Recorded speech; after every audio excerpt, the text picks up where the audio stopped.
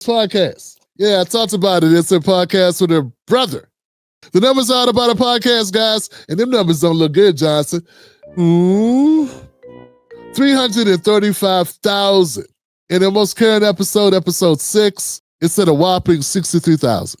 How can the first lady, the former first lady, actually put out a podcast that gets less numbers than a 5-year-old playing Minecraft?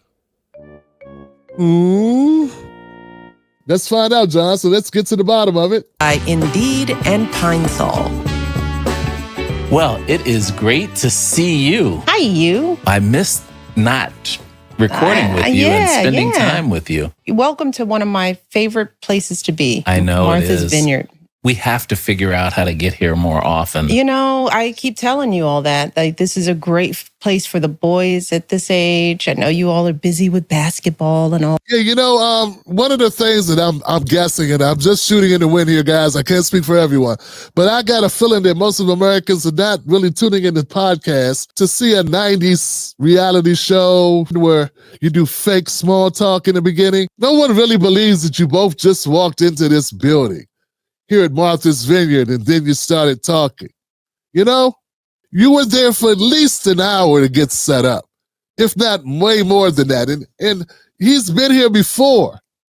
So the fake authenticity, which would make it inauthentic, it's probably one of the things that's working against him with building that audience. Not that I'm an expert, but I think when people sense that you're full of it, it makes them less likely to listen further. All the things, but last time they were here, they had a ball. Oh, they listen. It's not their fault. It's our fault between basketball and music and school. It makes it tough. But I mean, I really appreciate you having us here. How about this? Yeah, huh? yeah.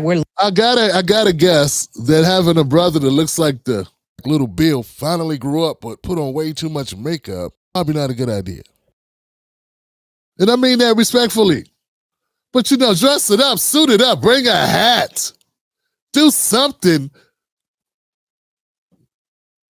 Sitting in front of this floral arrangement in your pink shirt with your gut out. Is he even sitting up? What is this? Won't you guys go sit on the porch like Grandma used to do? With some sweet tea and talk some smack. That's what you need to do. Sit on the porch. You two ladies, go sit on the porch and talk some smack. Yeah, talk about the time you caught Barack, you know, in the pool with oh boy, something. Or I don't know, maybe not even about Barack. Maybe remember the time that Bill was drunk and he was talking about Hillary and how she wouldn't put out something. Give us something, for God's sake. Part of the problem, guys, is Michelle Obama's under the delusion that America cares about her thoughts. We don't care about what our own wives think. I mean, not really. We say that came out wrong, Mrs. Black. What I mean is, no, sometimes we don't. Honestly, sometimes we don't. But we want them to be happy. But Michelle, I don't know what you on, but no one cares about this.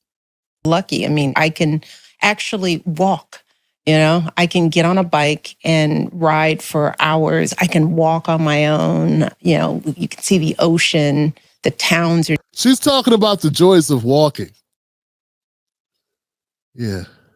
She's not talking about the time she went. I mean, there's a lot of ways she could make this podcast so much better. She could go shopping.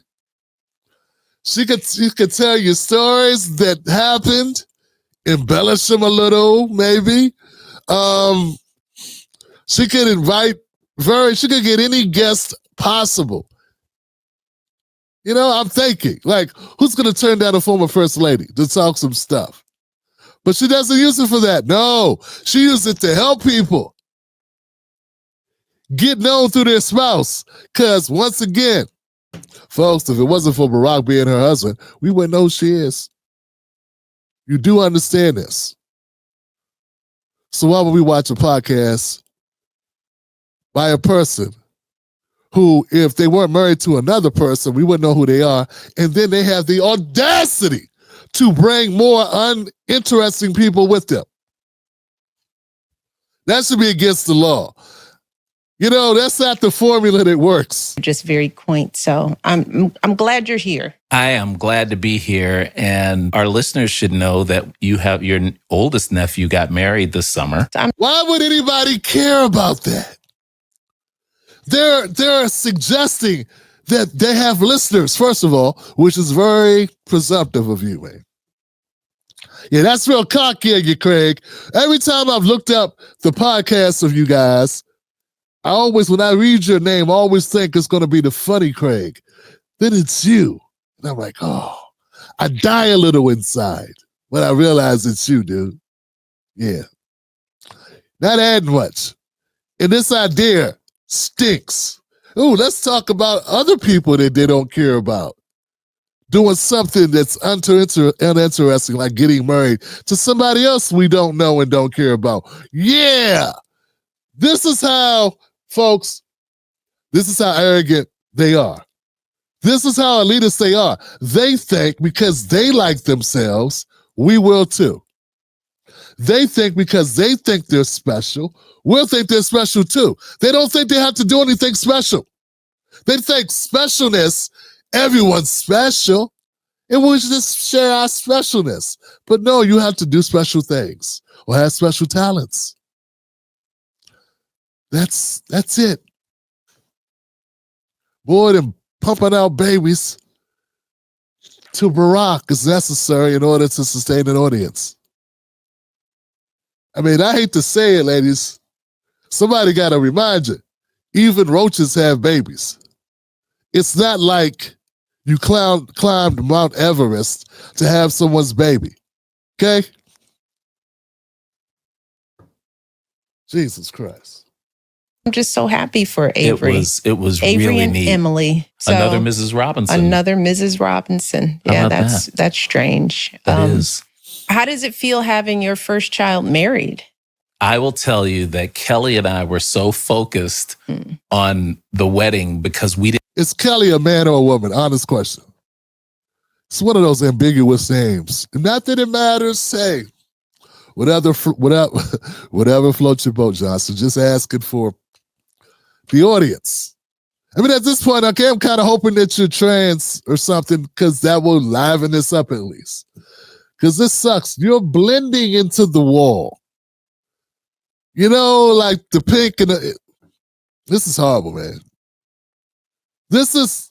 Didn't hear. Tim Black's BS detector. Tim Black's BS detector. Tim Black's BS detector. Or financial stability and starting a family earlier in life. Thanks, Adrian. Sounds like a familiar dilemma. The first thing I think about is how I wasn't a risk taker.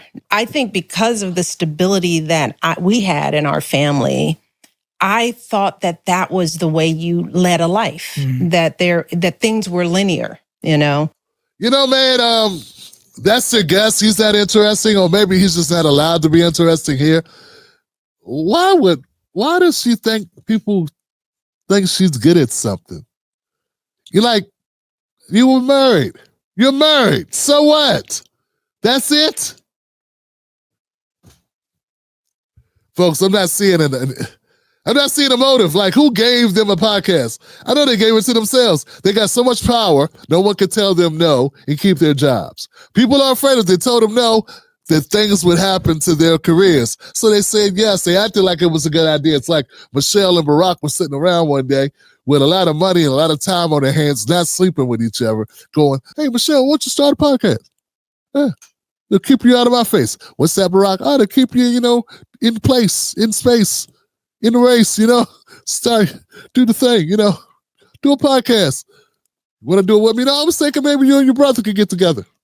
He could stop hanging his ass around here. I mean, what'd you say? Nothing. I was just thinking maybe it'd be a great mix. Have you and your brother have a podcast. You could talk about things that aren't important, but people will love it because it's you. And these poor blacks, they need someone to aspire to. if you did the right things, if you checked certain boxes, that you were winning in life. And as a result, I think my view of what life could be was way too narrow. But I was off on that path. Not Tim Black's BS detector. You know, they say, here's a saying people would say, I'd rather watch paint dry. Yeah, I think I'd rather watch paint dry. And the thing is, you can't even see paint as it dries. You got to step back and see if it still got the sheen, you know? Like, is it? I think I'll be more interested in doing that than listening to any more of this podcast. You meet your wife in the wild, or did you meet her online?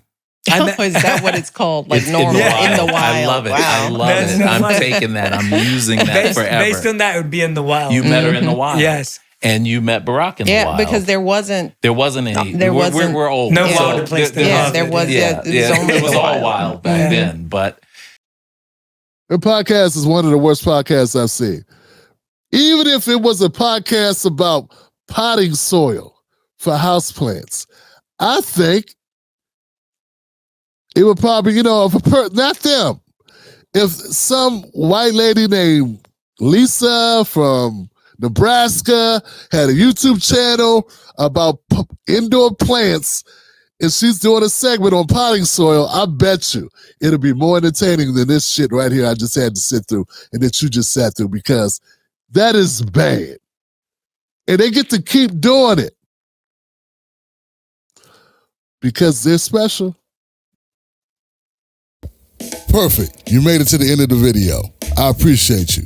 Now, Google thinks this next video is going to be perfect for you. It's right up your alley. So click the next video, watch that with me, and let's keep this politics going. You're built for this.